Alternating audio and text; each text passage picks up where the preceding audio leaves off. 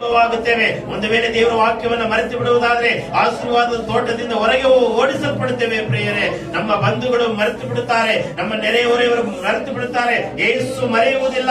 ಯೇಸುವಿನ ವಾಕ್ಯ ನಮ್ಮನ್ನ ಉದ್ದೇಶ ಮಾಡುತ್ತದೆ. ದೇವರ ವಾಕ್ಯ ನಮ್ಮನ್ನ ಪರಿಪೂರ್ಣ ಮಾಡುತ್ತದೆ. ದೇವರ ವಾಕ್ಯವನ್ನು ನಮ್ಮನ್ನು ಬಿಡುಗಡೆ ಮಾಡುತ್ತದೆ. ಪ್ರಿಯರೇ, ಯಾರಿಗೆಲ್ಲ ರೋಗವಿದೆಯೋ, ಯಾರಿಗೆಲ್ಲ ಕಾಯಿಲೆ ಇದೆಯೋ, ಯಾರಿಗೆ ಸಮಸ್ಯೆ ಇದೆಯೋ, ಈ ಮಧ್ಯಾಹ್ನ ಸಮಯದಲ್ಲಿ ನಿನ್ನ ವಾಕ್ಯದ ಮೂಲಕ ಬಿಡುಗಡೆ ಬಿಡುಗಡೆ ಬಿಡುಗಡೆ ಪ್ರತಿಯೊಬ್ಬರಿಗೆ ನಾಮದಲ್ಲಿ ಕರೆಯುತ್ತೇನೆ. ಕೊಟ್ಟಂತ ಕಾಣಿಕೆಗಳನ್ನು ಆಶೀರ್ವಾದ ಮಾಡು. ಕೊಡದಿರುವಂತ ಕುಟುಂಬಗಳನ್ನು ಆಶೀರ್ವದಿಸು.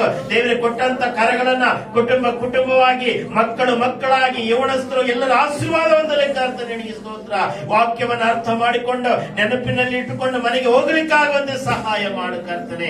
ಯೇಸುವೆ, ನೆನಪು ಮಾಡಿಕೊಳ್ಳುವಂತೆ, ಜ್ಞಾಪಕದಲ್ಲಿ ಇಟ್ಟುಕೊಳ್ಳುವಂತೆ ಸಹಾಯ ಮಾಡು ಕರ್ತನೆ. ಅಪ್ಪ, ವಾಕ್ಯವನ್ನ ಅರ್ಥ ಮಾಡಿಕೊಂಡು ವಾಕ್ಯವನ್ನು ಉಪದೇಶ ಮಾಡುವುದಕ್ಕೆ ಧೈರ್ಯವನ್ನ, ದೇವರೇ, ಮನಃಶಾಂತಿಯನ್ನ, ಮನ ನೆಮ್ಮದಿಯನ್ನ, ನೆನಪನ್ನ ಕೊಡಬೇಕಾಗಿ ಬೇಡ್ತಾದ್ರೆ ಸಾಮರ್ಥ್ಯವನ್ನ ಕೊಡು ಯೇಸುವೆ. ನಿನ್ನ ವಾಕ್ಯವನ್ನ ನೆನಪಿನಲ್ಲಿ ಇಟ್ಟುಕೊಳ್ಳುತ್ತೇವೆ. ನಿನ್ನ ವಾಕ್ಯವನ್ನ ಮರೆಯುವುದಿಲ್ಲ ಕರ್ತನೆ. ಅಪ್ಪ, ನಿಂತುಕೊಳ್ಳುವಾಗಲೂ, ಕೂತುಕೊಳ್ಳುವಾಗಲೂ, ನಡೆಯುವಾಗಲೂ, ಮಡಗುವಾಗಲೂ, ರಾತ್ರಿ ಹಗಲು ನಿನ್ನ ವಾಕ್ಯವನ್ನೇ ನೆನಪಿನಲ್ಲಿ ಇಟ್ಟುಕೊಳ್ಳುವಂತೆ ಸಹಾಯ ಮಾಡು ಕರ್ತನೆ. ನಿನಗೆ ಮಾಡುವುದಕ್ಕಾಗಿ ಸ್ತೋತ್ರ.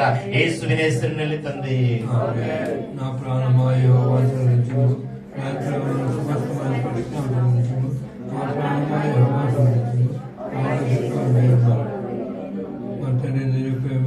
కుమార యేసుక్రీస్తు కృపయు పరిశుద్ధాత్మ సహాయము ఆదరణ తోడు ఇక్కడ వాళ్ళంతా కూడా దేవుడు సదాకాలం తోడుగా నడిపించిన కాక.